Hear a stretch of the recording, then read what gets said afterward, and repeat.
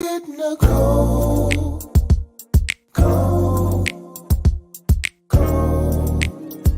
Conversations with Nicole. Let's talk about it.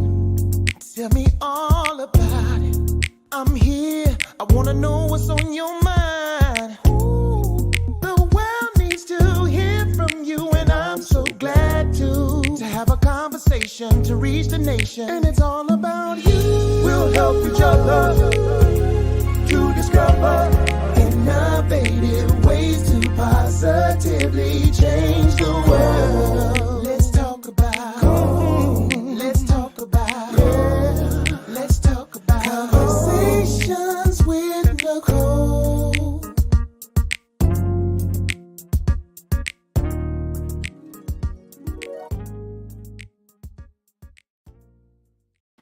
Greetings. Happy Wednesday. Welcome to Conversations with Nicole. I am Nicole Everett, your host. And Conversations with Nicole is a talk show based in Tallahassee, Florida, focused on connecting the community through conversations. And today is what I call Wellness Wednesday. Wellness Wednesday is an opportunity for you, me, and my guests to have a conversation. And today's conversation is around de-escalating crisis. De-escalating crisis, but using calm cues. Calm cues. Now, that is a proprietary methodology, I'll call it. And so we're going to dive into what calm cues are. My special guest, Miss Natasha Lamb, will instruct us on that and give us some tips that we can use for de-escalating crisis. But before I introduce her and bring her on, I want to hear from you. I want to know where you are tuning in from. So if you will, in the comments, put your city and state so that we can give you a shout out. This is an interactive live. We are live on Facebook, on YouTube, and on Greater Works Network on RokuTV. So if you're on Facebook and on YouTube, you can enter your comments in the chat and we will do our best to address them, your questions as well. This is a safe space. Wellness Wednesday as well as Mindset Monday are all about us engaging with one another and trying to eliminate the stigma around mental health and wellness, particularly in Black and Brown communities, and encourage folks to get their checkup from the neck up and to connect with counselors and therapists. And so that's what we're all about tonight. So I see several of you chiming in and I love it. Thank you so much. Cousin Denise out of Texas, Mr. Ozzy Daniel from Virginia Beach, wellness into the weekend on a hump day. Yes, sir. We got Cousin Raymond in Virginia. We got Rudy in LA. Thank you for being here, Mr. Geo Magic. And Miss Jeanette in Miami Gardens. Thank you also for being here. Y'all are some loyal supporters. I really appreciate that. So let me tell you a little bit about my special guest, who one of my soon to be guests connected me with. So Mrs. Natasha Lamb received her Bachelor's of Arts degree in psychology from the University of North Florida, minoring in criminal justice. Natasha then went on to earn her Master's of Social Work degree from the University of Southern California with a concentration in children and families. She began her practice, Perspectives Counseling of Northeast Florida, in 2021 to serve adults with mental health and substance abuse challenges. Natasha began Calm CUES, LLC, June of this year and expanded her reach to supporting employees, employers, teachers, and students by providing techniques to de escalate crisis situations and improve mental health on the job and at school. So, y'all, help me welcome Miss Natasha Lamb. Hello there. Good evening, everybody. Hello there, Nicole. How are you today? I am doing well on this Wellness Wednesday. Thank you for being here. Thank you so much for having me. I really appreciate it. My pleasure. So tell the peoples, who is Natasha Lamb? Not what you do, but who are you?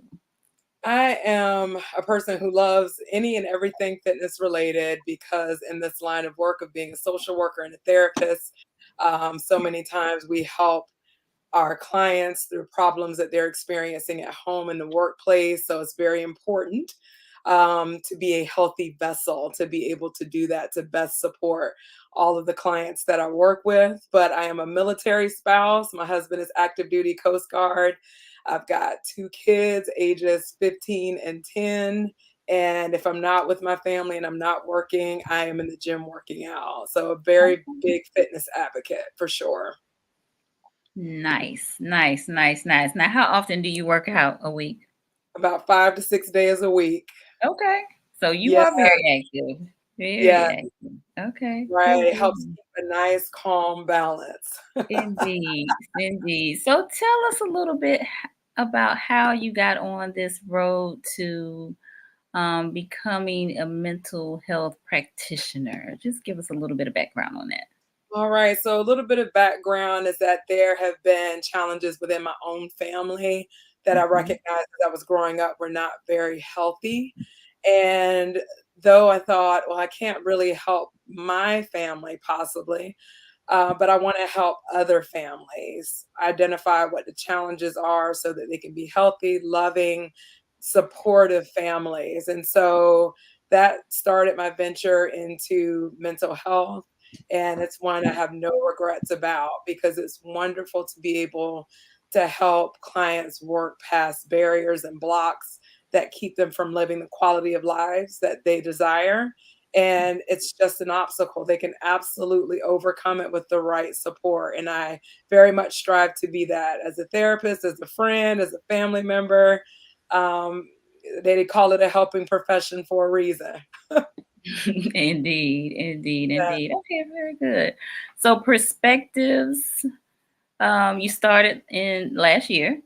Yes, I started Okay. Perspectives last year, Mhm. coming off the pandemic and just seeing some holes in different agencies that I worked for in service delivery. And so, very much wanting to build my own practice to be able to cater to clients and provide a high level of service. And I should have said also, we do work with adolescents as well. So, Mhm. teenagers, adults, mental health and substance abuse challenges, we really work with them to explore how substances are impeding their quality of life, as well as mental challenges, whether it's depression, anxiety, or any other type of mood instability or mood disorder. Love it, love it. And you're based in Jacksonville, We are in Orange Park, Orange. so close enough, close Yes, enough. Duval area. Yes, yes, yes, Right. yes. I mean, Orange Park is still Mhm, considered, as the Jacksonville area, so it's still mhm. pretty close. But yes, we are officially in Orange Park, Florida, and we serve Okay, clients in person and online as well. okay. And are you accepting new clients? Yes, we are accepting new clients at this time. Thank you for Okay, asking. okay, no problem. So you can serve anybody in the state of Florida? Anybody in the state of Florida, location does not matter. And I Mm, am also licensed in Georgia as well, so I can serve clients in Georgia as well, virtually. okay, all right. Just putting that out there for our listeners. Okay. So again, this is a safe space, and we do want the viewers to be comfortable expressing themselves in a respectful way. So before we get started with our topic, I have to read my disclaimer since I have a licensed clinician on here. I don't want anybody to get it confuse our session here today with therapy. Although I know some of the stuff that we will talk about will be quite therapeutic, it's not a counseling session. So let me read my disclaimer, which states that all topics, past, present, and future on Conversations with Nicole are for informational purposes only. They are not to be used as a diagnosis for treatment or any answer to any personal issue related to the topic being discussed before, during, or after the program. All right, I said it. Thank you. So, my pleasure. All right, so de-escalating in crisis. Now, I've read some of your literature, and I think about my last position. There was active shooter training that we went through, and it was something that we had to do on an annual basis. Yes. Prior to that, that was not something that I was even aware of. But I think in the state of the world today now calls for employers to, make sure their employees, or at least attempt to make sure their employees are safe. And not only employees, but even in the schools, you Yes. see that there are, some active shooter trainings that take place. So, when I think about de-escalating in crisis, I think about like those kind of drills that we are seeing now more common in our society. Yes, and it's very unfortunate, my goodness. So how Calm Cues came into existence was shortly after what happened in Uvalde, Texas, and really understanding that we're sending our kids to school every day and really hoping and praying for the best. We go to work, the same thing. We go to the grocery store, same deal. We really don't know what might happen that might land us in the middle of a crisis situation. So I developed Calm Cues to give everybody. So, mom, dad, sister, brother, kids, employees, leaders, anybody who is around people. You don't know what's going through somebody's head that's in the same room with you, who works the same position as you.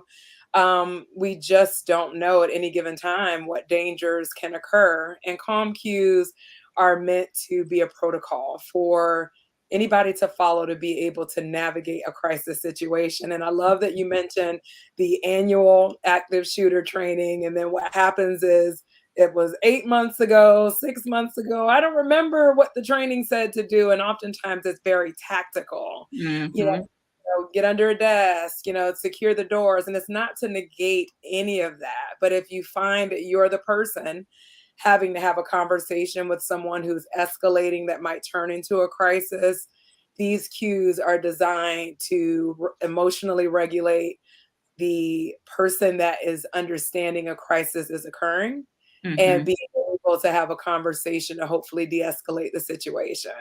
So part of it is building awareness as well. What does a crisis look like? Okay, so I'm gonna pause you right there because I want to get the audience involved. So, how many of you have gone through an active shooter training, either at the school or educational setting, or on your job? If you will, just raise your hand, give me a thumbs up, church finger. Let me know if you have participated in active shooter training. If you participated in some type of active shooter training. Okay, Marjorie is saying yes, she has. And so I'm just curious, like you said, Natasha, when we go through this like 8 months later, maybe there's an incident and we don't really recall what, you know. Right. We don't use it. So, Mhm. we lose it. And so calm cues are, the goal is for it to be like stop, drop, and roll. So, Mhm. that stuck for years. Do we even know if that still applies? I believe it Mhm. does, Mhm. but it's something that was taught to us so long ago, and how many years later is, Right. um, that same principle still very active in our minds. So Mhm. calm cues is not, flipping through, your desk drawers to find the manual, for the training that occurred 8 months ago, or sorting through Right. emails, trying to figure out where was the email, who sent it, where's the attachment. It's very much Mhm. meant to live here. And for those employees who work in a retail setting, it'll be posted on their register or in a break room. So it's to be integrated into the teachers, the students, the employees' daily regimen, so that they're so Mhm. familiar with it, that they know instantly what to do. Because Calm Cues is an acronym. Okay. So you're gonna share with us the Yes. acronym? Yeah, Okay. so the acronym for calm cues, for instance, the C stands for create a respectful environment. In other words, care. If you Okay. think about the conditions, what does a person have going on with them that makes you comfortable to talk with them? So even Mhm. thinking about a therapist or talking to a doctor, what is it about that environment that makes it where you can open up and really share what's going on. So that's being aware of your body language and voice inflection. Are you busy and distracted while the person is talking to you? Or are you really engaged with them and really trying to hear what they have to say? And so, and based on what the person has to say, the A is for assess to action. So this is really determining, what do I need to do regarding the situation? What's in my control? What am I able to support this person with? And in the training for calm cues, it goes a little bit more in depth about how to support, because there's the problem, but there could be something deeper that's going on that's contributing to the behavioral challenges that are being displayed. And so the L in calm cues is for listen. It's very important to listen and really, to do that, it really requires not listening just to, check a box. It is really, are you actively listening to be able to fully identify what the issue is, how to support the person with the challenge that they're facing, and being able to meet them where they are and not where you want to be, where you think they should be. You got other people that you have to serve, or other people whose orders, that makes you take away from the quality of service that's being offered to that person.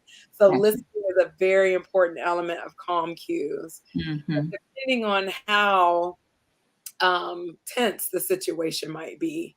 Mend, the M in calm cues, is really for mending. And what that means is, okay, that means to fix something that's broken or something that needs repair. If you're mending, it is understanding what in this moment is broken. For this person to be acting out the way that they are, for them to be speaking the way that they are, what's broken that you might be able to lend support to repair for them.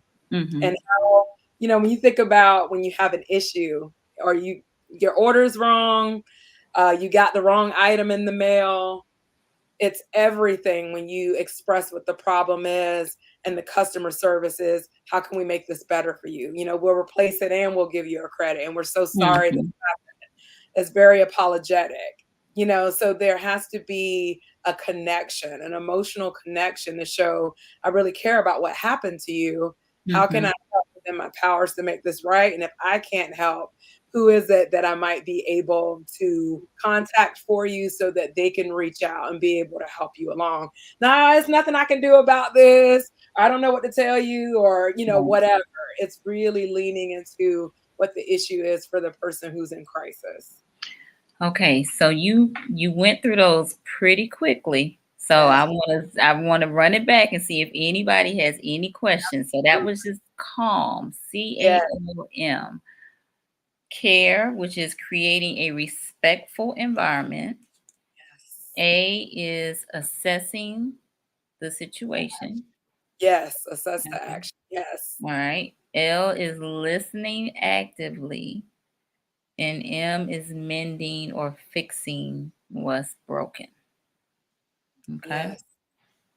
All right. Now, I know in a crisis, and I know I mentioned active shooter, but that's not the only crisis that takes place. Again, that was the one that just kind of came to my mind.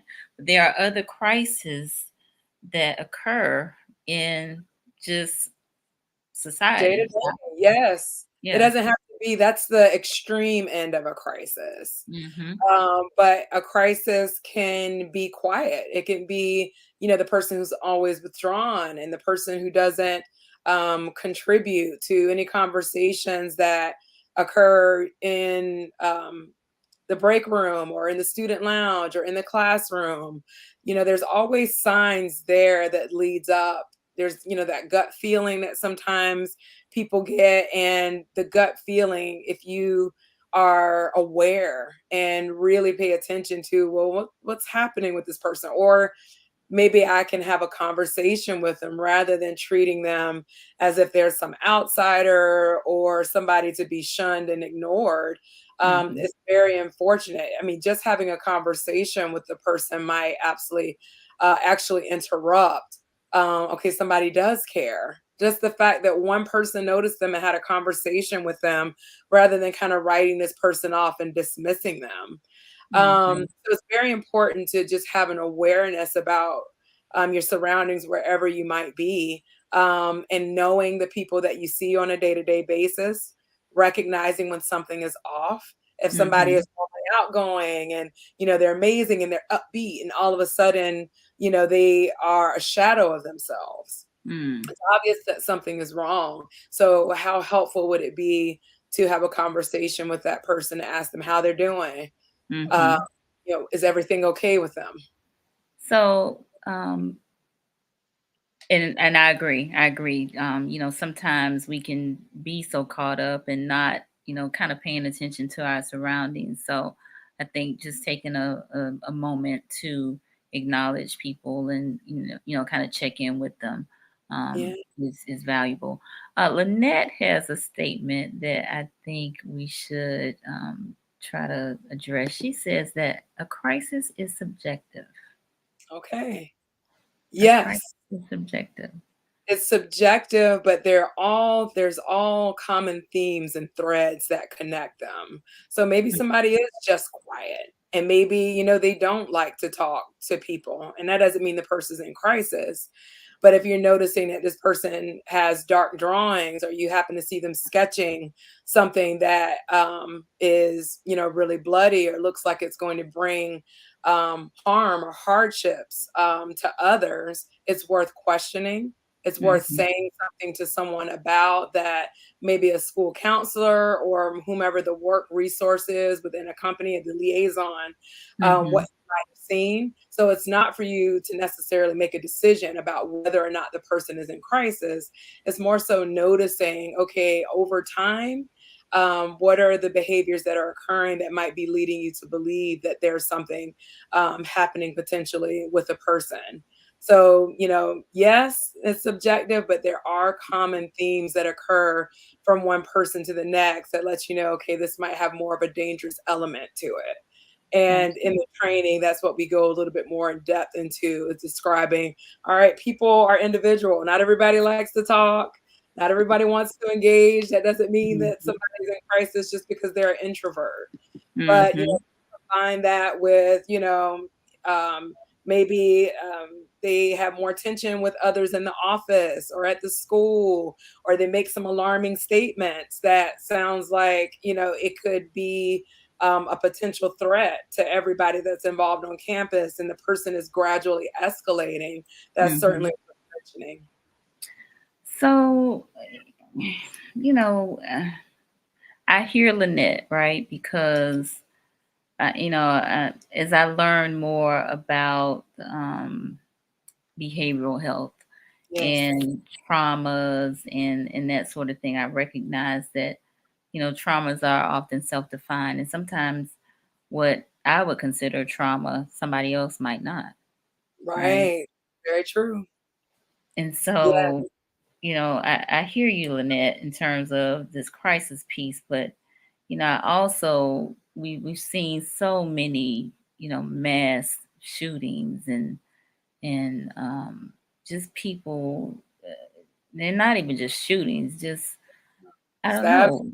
You just I don't escalate. know what happens. What happens that people think that it's okay to kill my children or to and it might again it just something is not clicking in here. Yeah. Yeah, and I mean, it's so unfortunate. And that's like the purpose of de-escalation, is that Mhm. not an active shooter situation. If somebody's not happy with the food they received, or the service that they got, or an item that was incorrect, it's what can you do that's within your control to address the Mhm. problem and not the behaviors that the person is exhibiting. And so many times these situations turn into crises because the person is unable to recognize, okay, am I starting to respond to their behaviors? You yelling at me, you're being disrespectful, you're doing this, that, and the other. And when it's not about that, they just have an issue and they want you to help them to the best of your ability to address that problem. So that brings up another thought in my mind around how we take offense to things, Yes. right? And so, I think oftentimes there probably should be a little bit more grace extended to people than Mhm. we actually extend because, I understand people want to be considered and that sort of thing, but sometimes the other person, for whatever reason, just doesn't have it to give, right? Right. Yes. And so rather than us taking offense to what's said and done, let's try to gain a better understanding. Just my thought. Yes. Beautifully said.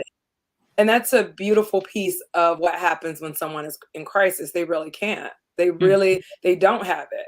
They mhm, can't give it, they can't lend it, and for our expectations to be that they can, it's a mismatch. There's definitely a misalignment there. So that mhm, recognition is understanding, okay, what am I temporarily standing in the gap for this person with to be able to mhm. help them through the situation?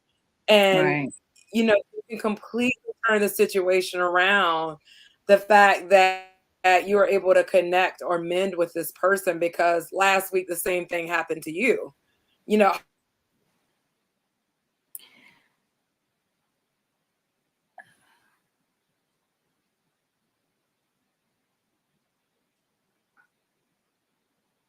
Uh-oh, Natasha, did I lose you?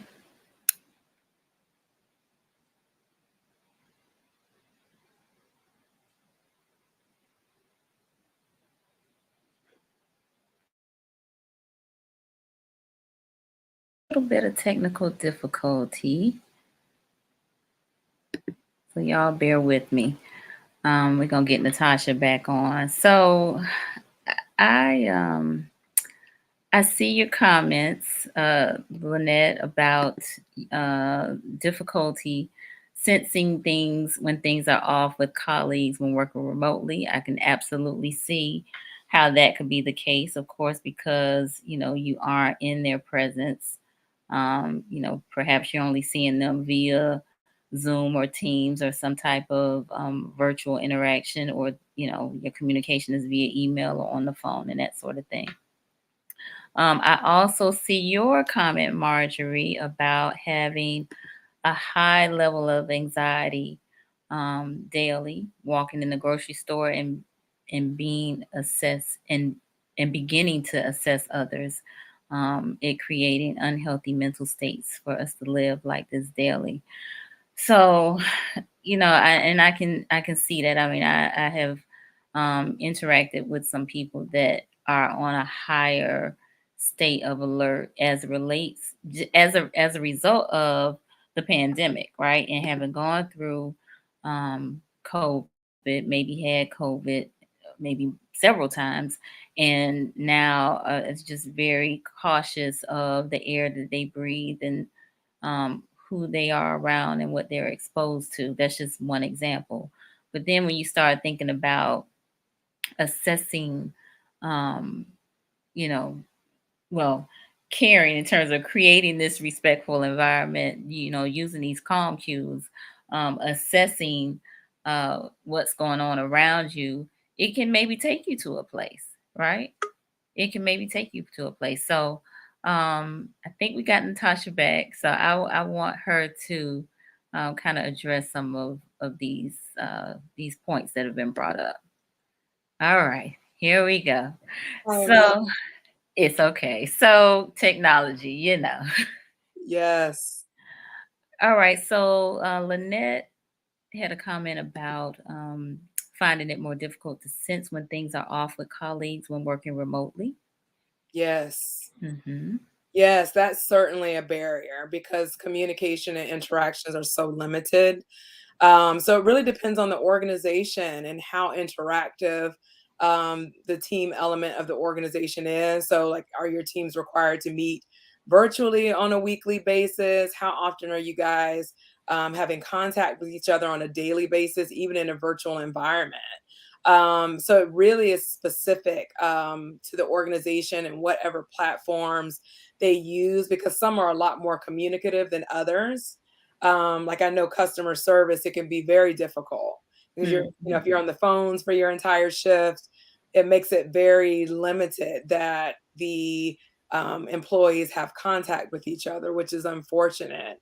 And what happens in some of those situations is that the performance of the employee suffers, and then they are directed to use their employee assistance programs or the mental health benefits of their insurance plan. And what's unfortunate is the EAP sessions are solution focused. So it's very short term, in these 3 to 6 sessions or even 8, the expectation is just to focus on what's the problem like right now. So if it's work, just address work. If it's home, just address home. And you're really rushed as a therapist to try to do as or give as much support as we possibly can in a really short time period. And 2 to 3 of those sessions are building rapport, and in a employee assistance model is very fast paced. So unfortunately, in some cases, we do what we can, and we send the employee back to maybe the same environment that might have caused them to come to EAP to begin with. Yeah. Depending on their insurance plan, the deductible might be really high. They might not be able to afford services. So a lot of times there's this perception that employers have in place that, oh, we've got something in place to address that, but it's not really addressing the problem very well. They have the EAP benefit, but how many sessions do they really have? Offer health insurance, but how high is their deductible, and can they really afford it? If inflation is high, what are their responsibilities? And so that is also what can contribute to a person being in crisis and not just having the level of support that's needed. And I would just add, Lynette, that I think that's not going away. Like, we're going to see more remote working, more teleworking, that is, yeah. I think the pandemic just kind of accelerated it. Like, there were some people that were teleworking, but so we're gonna have to have something in place to be able to sense when things are off, right? So maybe asking more questions. And yeah, while I guess folks cannot be truthful about kind of where they are when they're checking in, at least you would have made an attempt to try to check in with them and see what's going on with them. Marjorie has expressed something that I think also is very something that probably many people are experiencing. And she says that she has a level of anxiety that daily, when she walks into a grocery store and begins assessing others, it creates an unhealthy mental state for us to live in like this daily. And so Lynette asked her about awareness, and are you assessing or are you exhibiting awareness? Awareness is definitely important. And Marjorie went on to say, I don't believe it is awareness at this point. A person could be upset at something small and look angry, and I immediately tense up and think of exit strategies. The fact that I have children with me, I'm always looking at exits because I feel helpless. That cannot be normal. I'm so sorry to hear that, Marjorie. And it's the reality of a lot of people. So you are not alone with that. And it's just so sad that as an adult, if you are feeling unsafe, the fear that exists for your children or anyone who's in your care is very difficult. And it seems like things aren't getting better. There's a desensitization, or I'm sorry, desensitization. I'm sorry about that. That is occurring because these instances seem to just keep happening over and over and again, and nothing's really changing in regards to it. And that's one of the reasons that calm cues were developed, because awareness is a piece. If you are aware of your surroundings, if you're not walking around with noise canceling earbuds or headphones on, listening to your music, and before you know, there's something happening in the store, that's not a good way to be caught off guard. So at least, your senses, are you able to use your 5 senses to be aware of what's going on in whatever location it is that you're in but also understanding that while these incidents have been occurring more frequently, are you ready? What can you do that's in your control to be prepared? Exit strategy is certainly a way to be prepared. And then also just not knowing, like, what, and I don't want to add more anxiety to the situation, because you're right to be thinking of what could happen, but it's Mhm. important to remember it's not the only thing that can happen. And when it comes to managing anxiety, it's very important to look at the spectrum of what could happen and not solely the worst case scenario or what your most intense fear is. You Mm. can be prepared for the worst case scenario or what your fear might be. But, I just don't want, no clinician wants anyone's quality of life to be compromised because of the fear of what exists outside our doors or sometimes even within our own homes. It's Right. just really knowing what can you do to manage the situation. That's really all you have. Mhm. No, good point. Yeah. Solomon, who we have, who's also a faithful viewer, he said people have swayed away from the presence of God and are being led by people on social media, politics, etc. This is a recipe for disaster psychologically. You almost have to keep your eyes on everyone outside of your home and sometimes within the walls of your home. Very true. Very true. There is a lot. It just seems like there's so much heat.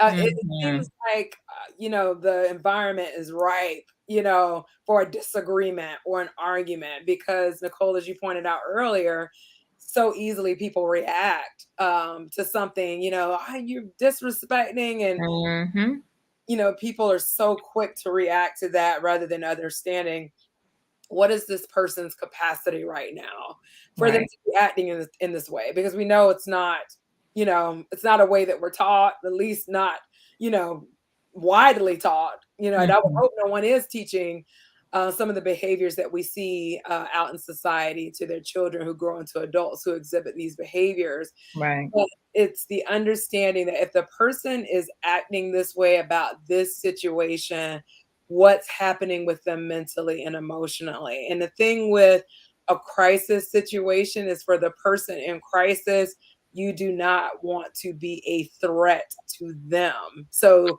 it's interesting because you're feeling as if they're the threat. So it's a standoff of threats happening.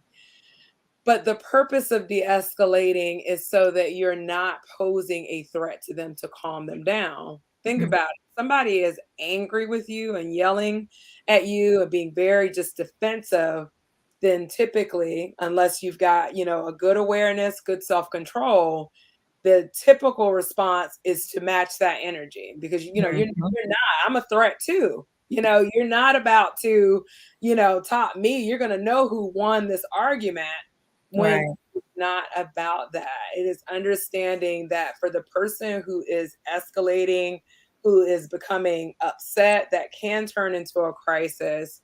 Okay, I don't want to serve as a threat because that's going to make them respond even more negatively, even more Mhm. hostile, even more dangerously to prove a point.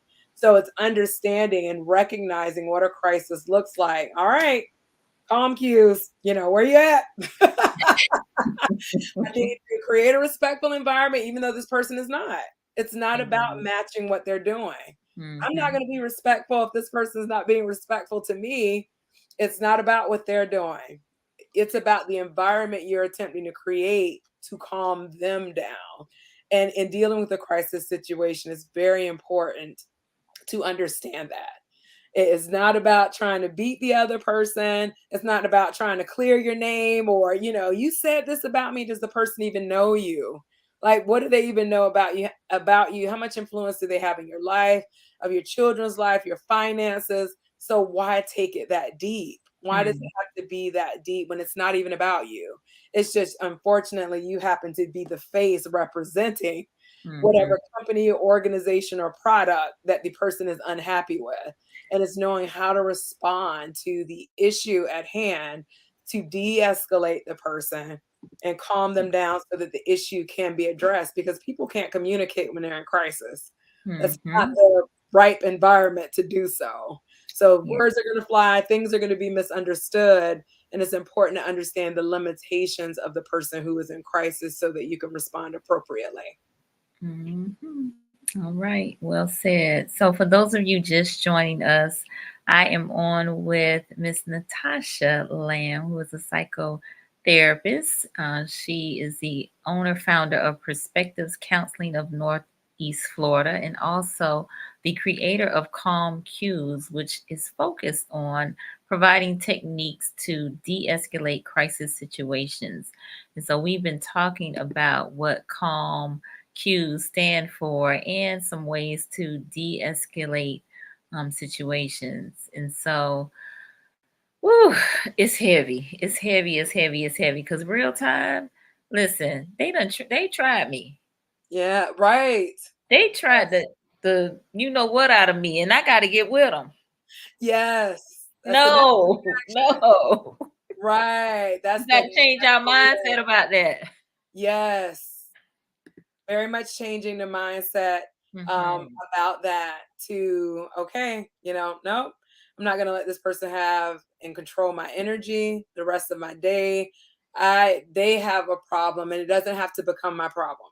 It does Yeah. not. I can help support them in the problem that they're having. That's a Hmm. difference. Hmm. Rather than, oh, if you're gonna come at me this way, well, I got something for you.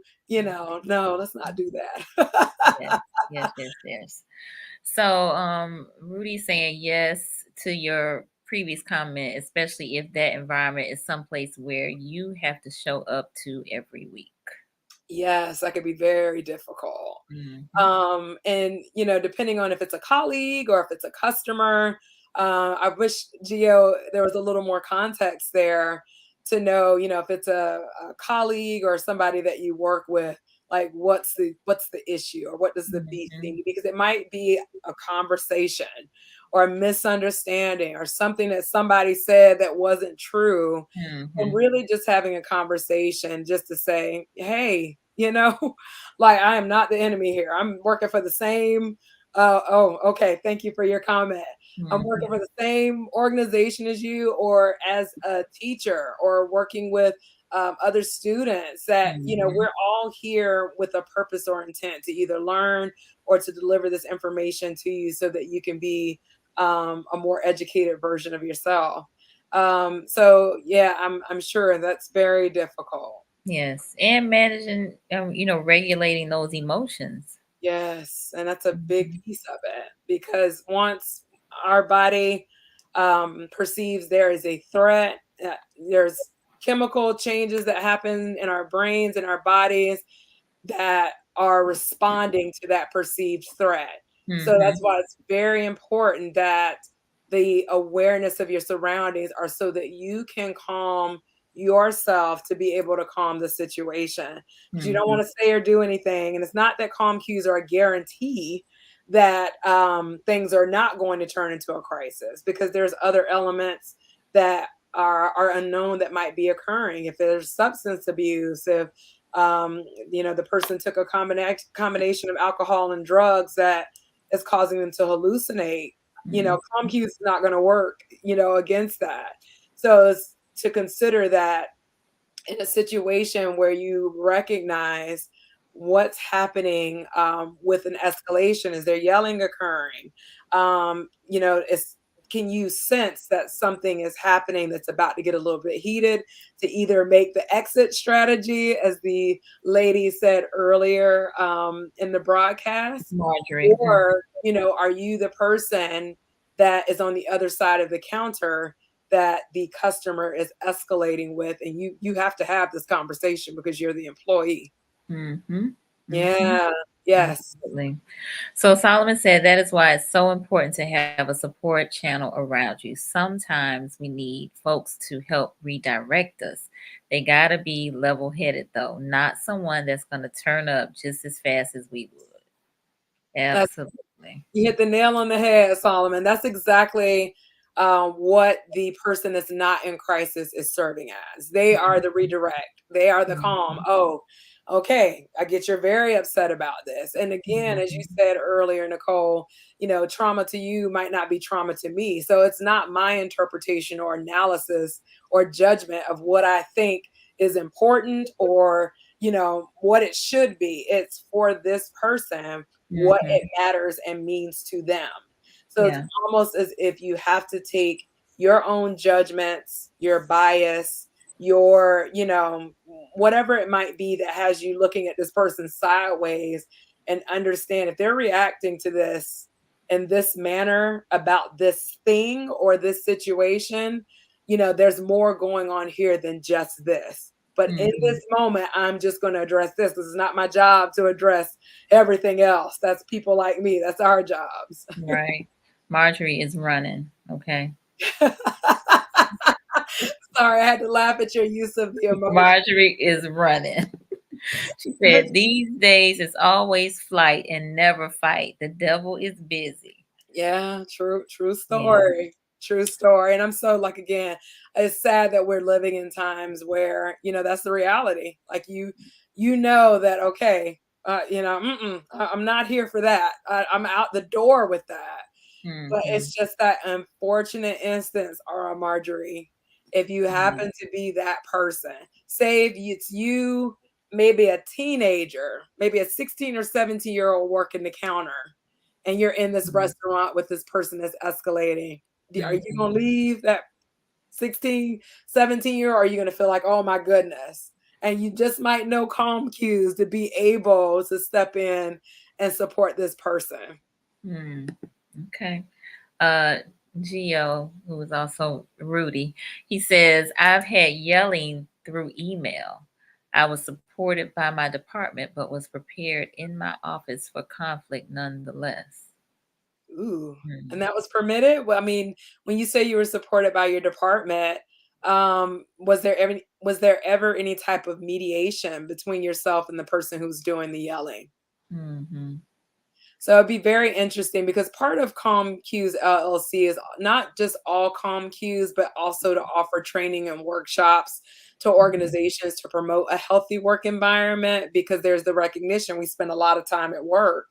We do. And so a lot of times, unfortunately, work can be the driver of the anxiety and the depression and the Mhm. conflicts and the tension that is occurring between yourself and management or other team members.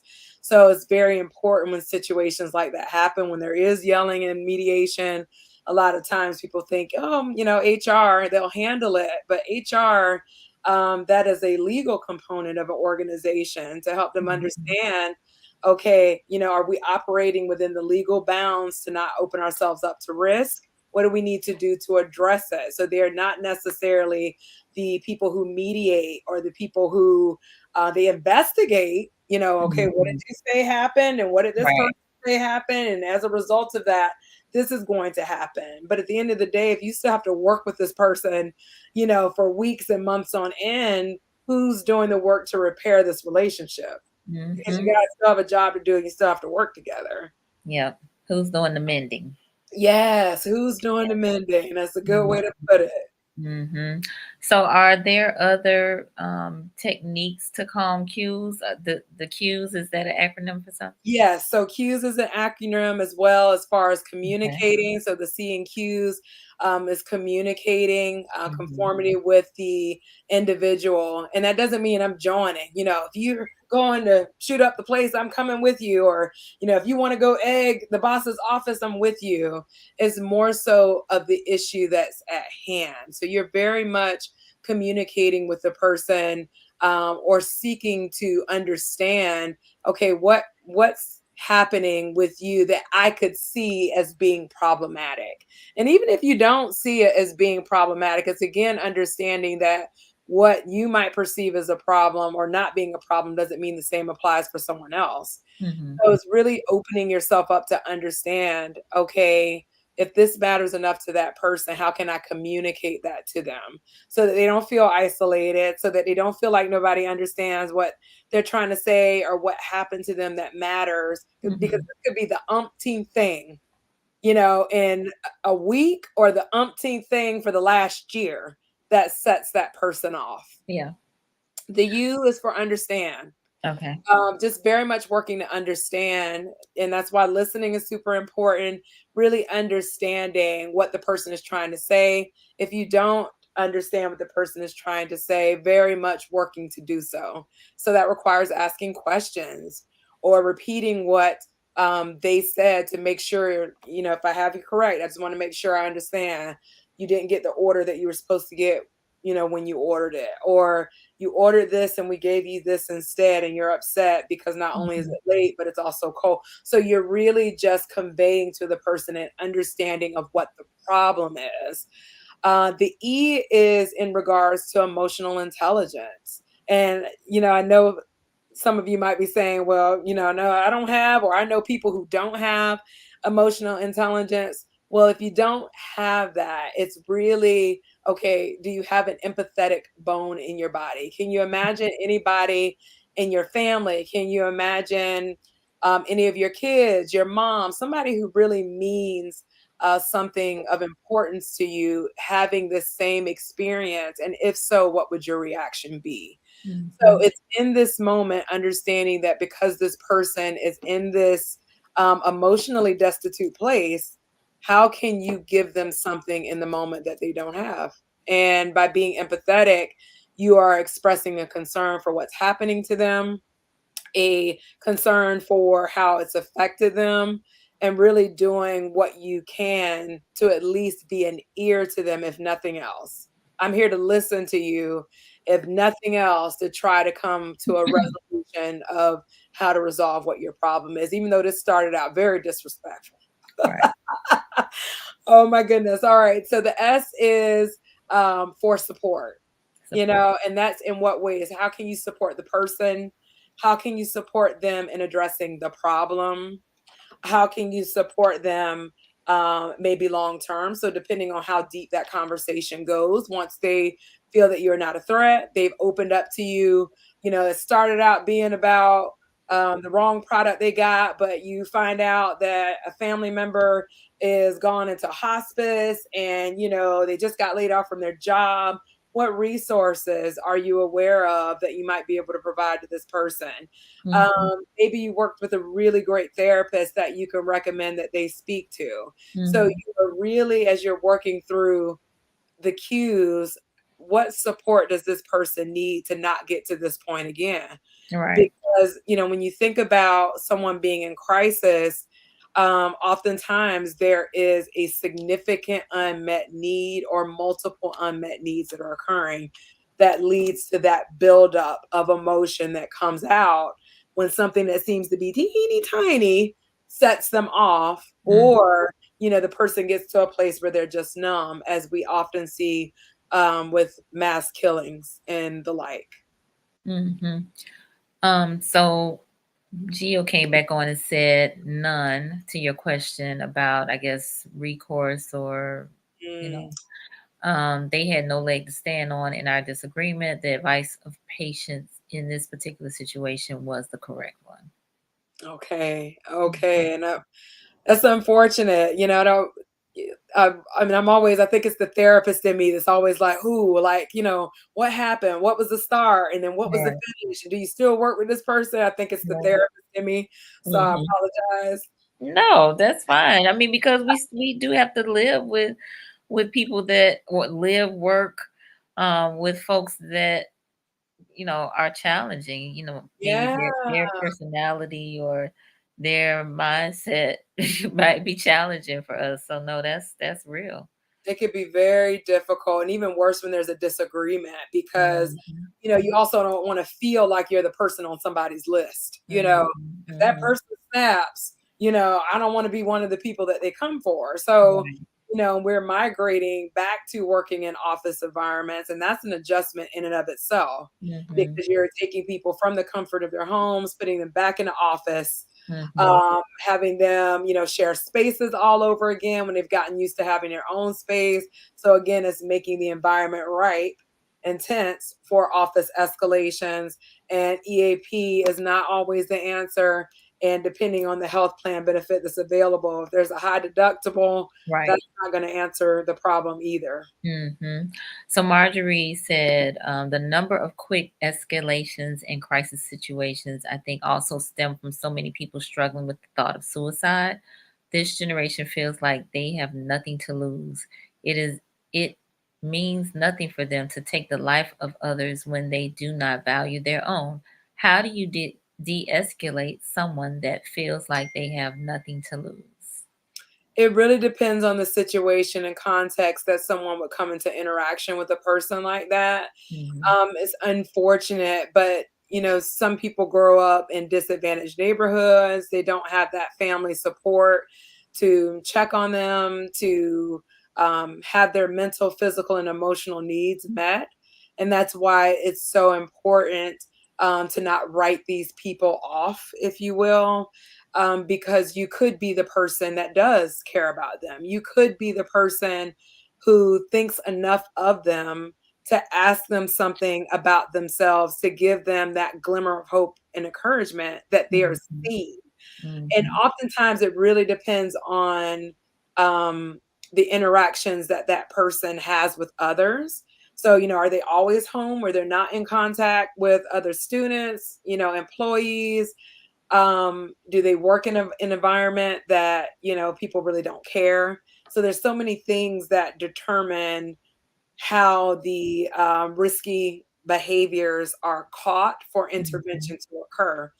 If the person, is pretty isolated and they just pop up and something happens, it's almost, I don't want to say that it's too late, but if they've been researching and they've already went and, got the supplies that they need, and they've had, the date, the signs are there, and some of those signs are for the family to pick up on. But if that family is not there, that support is not there, that lessens the likelihood that intervention would occur beforehand. And if it just so happens that someone ends up being the person to converse with this individual as they are in the midst of committing the act or on their way to commit the act, knows how that conversation and creating a respectful environment, being emotionally intelligent and empathetic, listening to this person and their challenges. And I'm not saying that opportunity is always presented, but you would hope, God forbid, if it ever came down to any of our viewers, anybody at all being in the situation of having a conversation with the shooter before this act is committed, that they're at least able to have something to try to de-escalate the person to the best of their ability and hope that some headway can be made. Yeah. Rudy said it's always all right to let a person know that you care, even if you don't accept their behavior. You got nothing to lose. That goes a long way. Now he said he got to go for real. All right. Thank you, Gio. We'll see you later, brother. All right. So, yeah, no, but I think that's a really good point. And it seems like that's what's missing a lot right now is people don't care. Yeah. Like people just literally don't care. And it's so horrible, like to not care about the next person or to think about how your decisions affects the next person. I feel like the height of COVID was that, because we thought we were worried about our loved ones or our immunocompromised family members and friends and people. Some people just didn't care if you're unhealthy or a compromised family member caught COVID. It was so it just seems like there's less care in the world that might be contributing to why there's an increase in suicidal thoughts and behaviors in crisis situations. So this will be a part of bringing that back, not just in a crisis situation, but also on a daily basis. Yes, which is why we need calm cues. Yes, yes. And there's also calm cues for self. I know I don't have time to break down that acronym, but calm cues for self is meant to manage stress and anxiety on a daily basis. And it addresses your mindset. It addresses listening to your body and being able to make choices that are responsive to your needs, because so many times we do everything we need to do for everybody else, but we don't take care of ourselves in the process. So the calm cues for self is to, on a daily basis, be imbalanced and have a healthy mindset, and to love yourself and affirm your positive qualities, and see, just as if there's things, just as there are things that we don't like that we want to improve upon, there's a gazillion other amazing qualities that you possess that can help you get to the closer to accomplishing the goals that you have for self. Indeed. Now, I want to bring up this comment that Solomon wrote in the chat, just so he knows that I'm not ignoring him. And his comment is around, and he's replied to Marjorie saying that that's why we have to stay clean and apply for our concealed weapons permit. This adds that additional sense of protection. We are definitely in different times now, especially for our Black women and children. So I also bring that up because for some people that is a very real option, right? Yeah. And so not saying that there's one way, there are several tools that we have in our toolkit. Right? Yes. And everyone has to choose for them what helps them, what's in your control that allows you to create safety for yourself, your family members, because you cannot control the other person, but you do have control over what you carry or what you don't.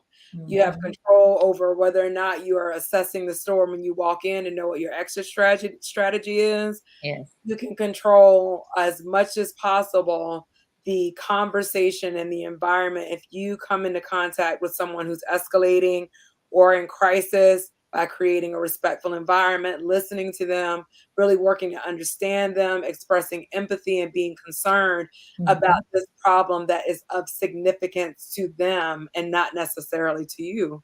Yes, good point. All right, I'm gonna get Marjorie's point, and then Dara has a question that, or a couple questions, so we'll get to those in just a moment.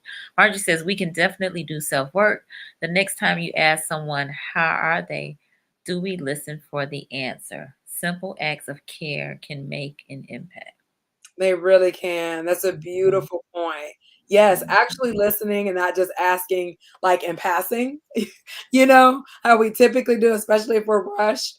It's like, hey, how you doing? All right, so you're not really giving that sense of, well, if something was wrong, you're not trying to hear it right now. So, really asking the question, so that you can really listen to the answer and give them that attention. So if you're not in a good place, they know you're that person that will stop and ask them without, a dashing away effort. You are really giving them your undivided time and attention to say what they need to say. It goes a long way. That's very true. All right. So Dara wants to know, what do you suggest for the aftermath of dealing with a situation of this type? I think people sense that I care and that I will listen and try to help them, but after the situation is calm, I feel so drained.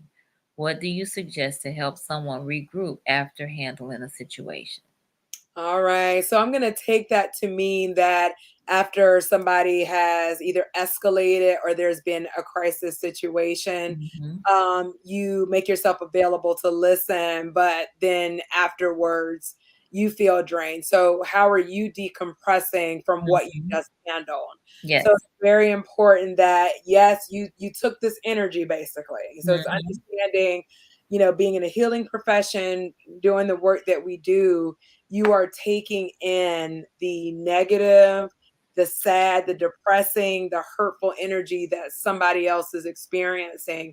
So it's very important that with people you trust, that you let out what your response to the situation is, hearing that this person is going through what they are.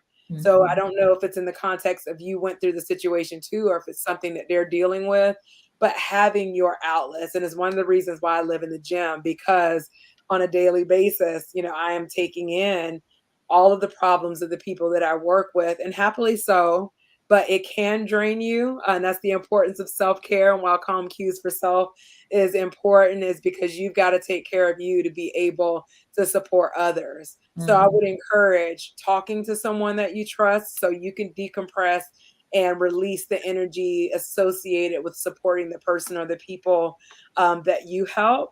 And then also finding those activities that kind of help you offload the energy that you've expended, and being able to support that individual, making sure you get appropriate rest, diet, exercise, all of those things play a central role into being able to not let the weight of other people's challenges weigh you down.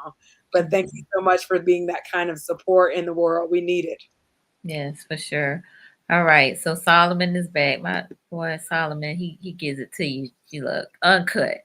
He says, you already know. I reference our elders in the era they grew up in, and I'm gonna do it again tonight. The society we live in now has become selfish due to life being handed to us on a silver platter.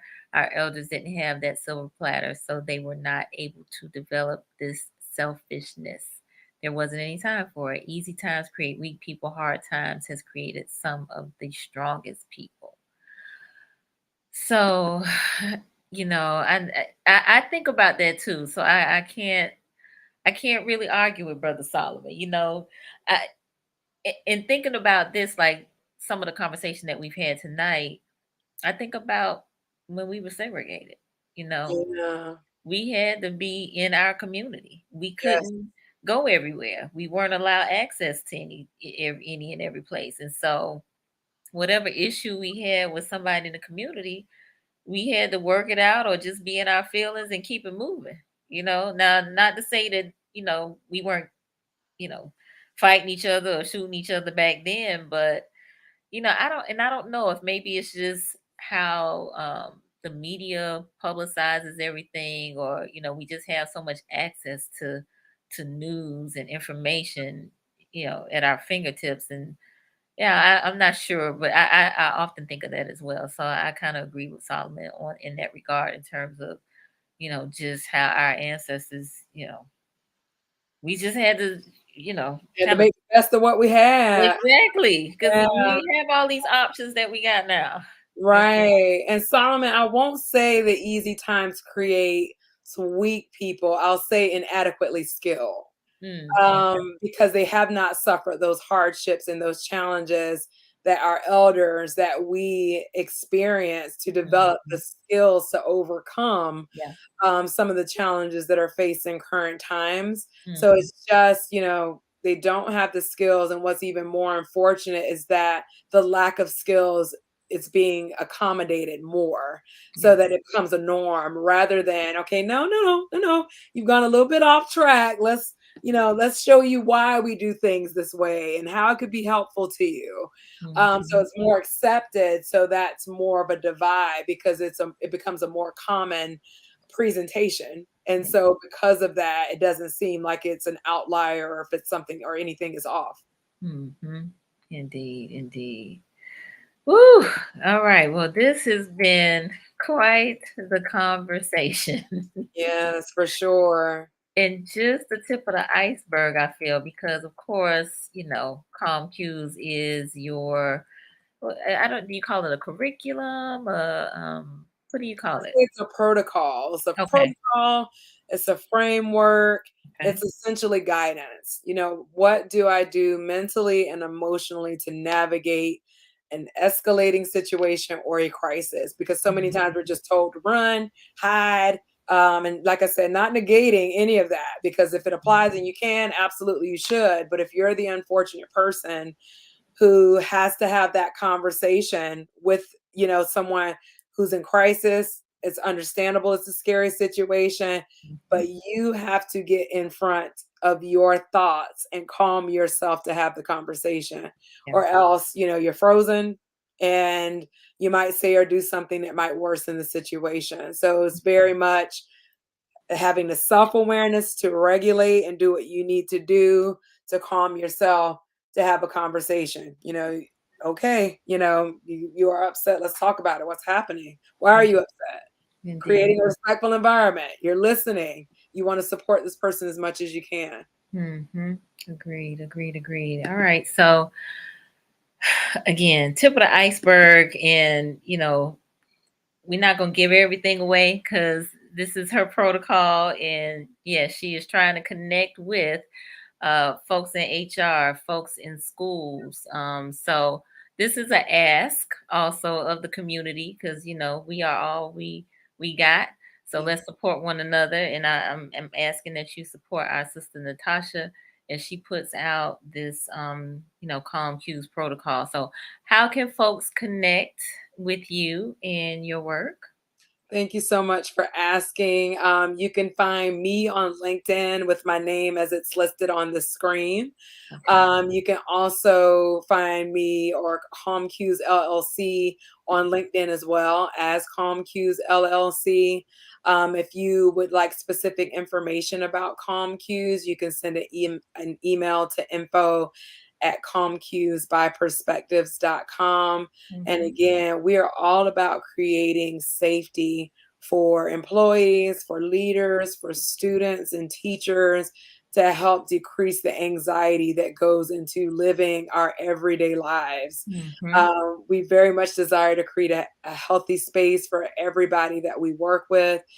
We offer trainings and workshops to support employees in having healthy work relationships and team building. We just want people to be happy with where they work and to also be able to navigate the challenges that they experience with their colleagues with the necessary support and skills to do so. Yes. Very good. Very good. Well, I want to thank you for creating this. I told you when I talked to you how proud I was of you Thank for, coming up with this and how timely I thought that it was. And so I definitely wish you much success with this. you. And we got Mr. Michael Love on here. He said it's never the wrong time to do the right thing. Great de-escalation techniques, Natasha. Hey, Mike. Thank you so much. I appreciate that very much. And you're Yeah, right. Never yeah. the wrong time. And in these times, we need more of doing the right thing, showing care and concern for the next person, and not always inserting our own judgments and biases into what matters to other people. Mhm. Yeah. Absolutely. Absolutely. Yes. And Mike was the one who connected us. So thank you very much. I Yeah. really appreciate that. Thank you so much. Indeed, indeed, indeed. And so I want to invite folks who are new to the platform to subscribe to the Conversations with Nicole YouTube channel. Subscribing and supporting, and we need all the support we can get. We are live on Mondays and Wednesdays at 8:30 p.m. Again, talking about Black and Brown mental health.